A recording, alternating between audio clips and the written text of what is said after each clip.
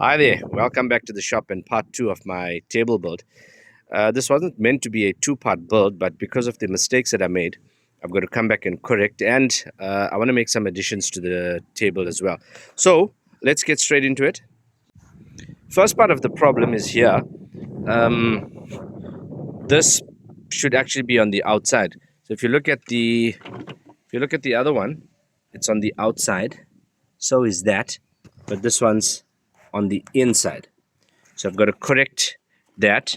Then I want to add in some holes on this tabletop, very much like the Festool tables. So I'm going to copy my Festool table and put some holes in here. So just for clamps and bench dogs, so that if I'm working away from the workshop, I can clamp down, the workpiece.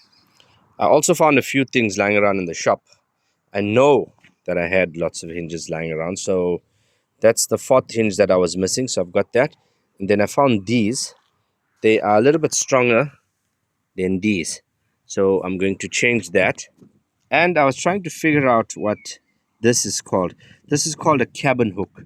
So I've had it lying around. It's stainless steel. I've used it on something, so I've got that part there. I need the female part of it, but I can make something up. So I'm going to use it to lock this piece in position. So let's continue and do it.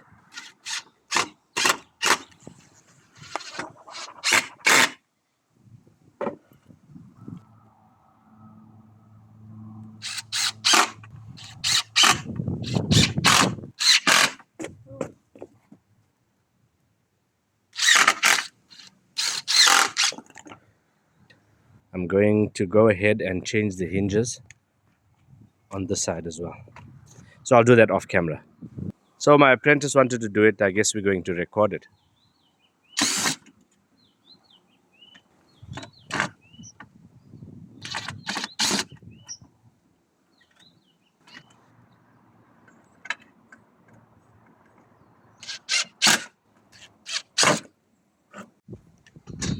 All right, so I've got decent hinges all around now.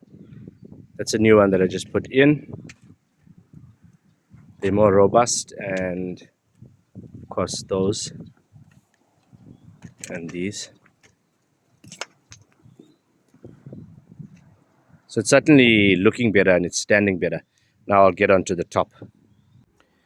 I also reworked the bottom of the table a little. It was a little bit flimsy because I had used the very narrow timber there. So I put something a little bit more thicker, which holds better, and then I made put these two blocks in on either side, which locks the table in place. With this side, as you can see, this part of it will lock the table in place. On the other side, it doesn't have that.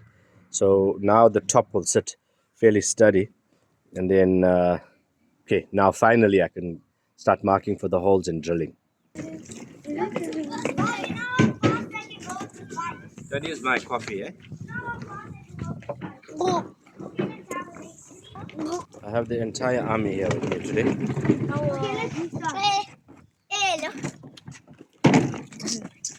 Hello world! It's cooled down a bit now, so I'm trying to keep warm.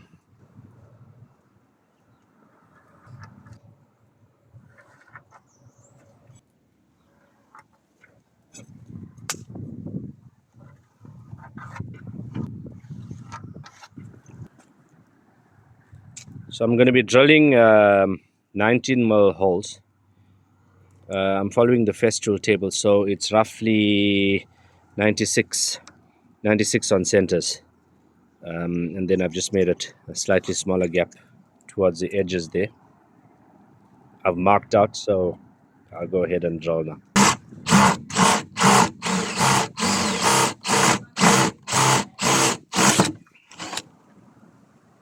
So I expected that this was going to tear out underneath, so what I'm going to do is change this to a Forstner bit. It's going to be a cleaner cut. Eventually I just used the normal flat bit to drill it because it was cutting way faster than the Forstner bit. There's a lot of resin in this pine, and it was kind of making the bit get too hot.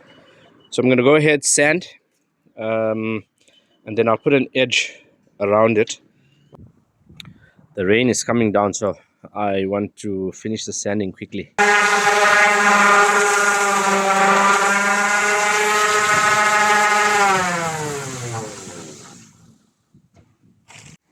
That's a tear out that I was afraid of on the underside of it. So I'll just sand all of that out. I'm never going to use the underside of the table. So remember, this is just a table to be used outside, or if I'm on a job site or whatever the case might be. It's not intended at all for any intricate work. I've kind of got it looking okayish now. I'm a little bit bummed. I should have taken some time to clamp a sacrificial board underneath this to stop the tear out, but I was in a bit of a hurry, as usual. So let's show you what the other side looks like.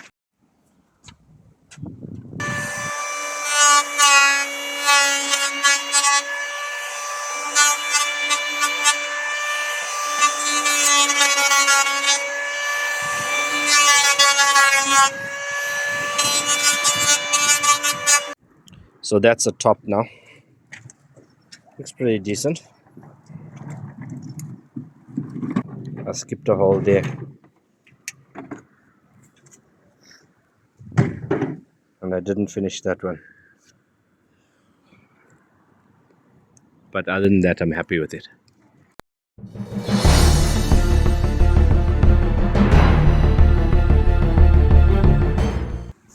Welcome back to, it wasn't meant to be a two-part build, but this part, I want to add in some holes on the top of the table on the top. So I'm going to use it to kind of lock that in position. So let's I'm going to use it to lock that in position. So let's get straight. Okay.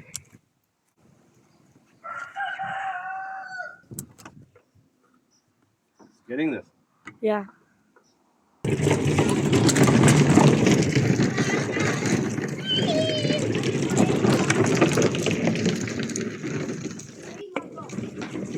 That's my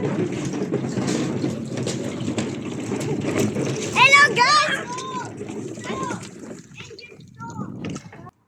This set of Forstner bits belonged to a good friend of mine who passed away, and his wife gave it to me.